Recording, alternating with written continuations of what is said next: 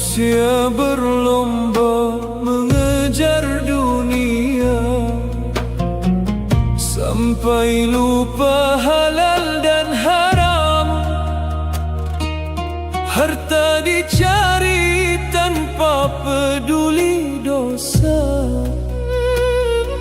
asal keinginan dapat terpenuhi. Fitnah syahwat memenuhi mata, aurat terbuka dianggap biasa. Zina tak lagi membuat manusia takut, dan maksiat menjadi hiburan dunia. Ulama pergi satu persatu, dan kebodohan mulai merajalela. Banyak lisan berbicara agama, namun tanpa ilmu dan cahaya iman.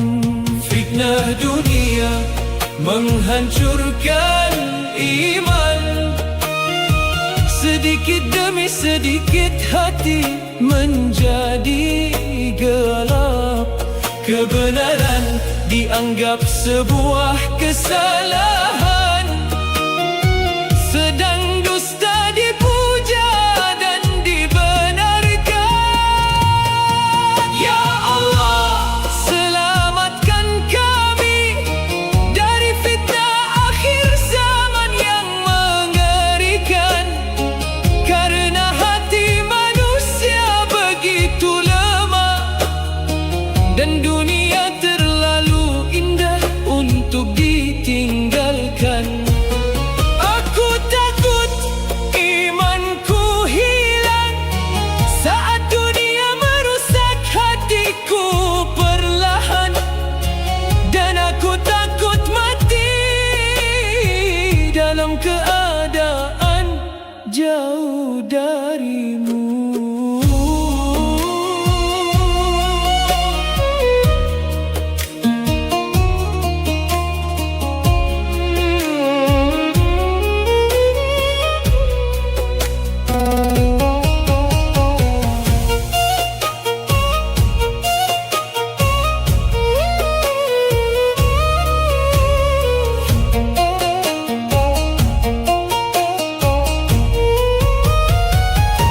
Berita dusta tersebar di mana-mana,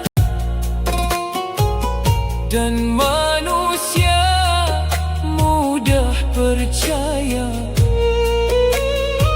Pemimpin zalim berkuasa, sedang amanah diinjak begitu saja.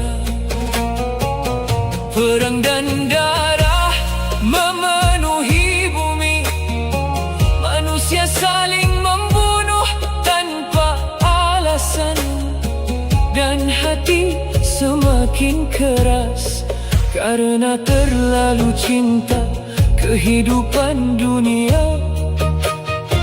Dajjal akan datang membawa fitnah, menipu manusia dengan kebohongan, dan hanya iman yang kuat yang mampu bertahan di akhir zaman. Fitnah dunia menghancurkan iman, dan manusia tenggelam dalam kesesatan.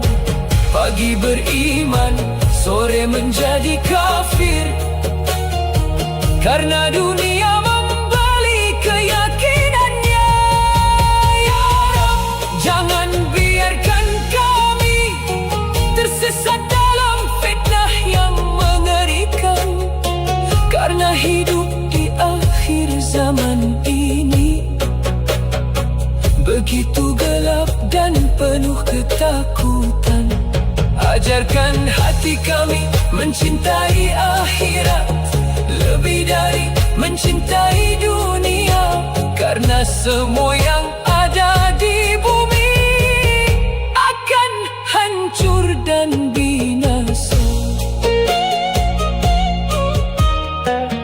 Dalam gelap malam aku menangis, takut kehilangan imanku perlahan.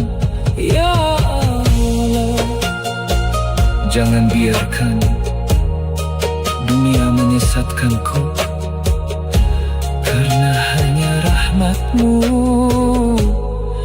yang mampu menjaga hati.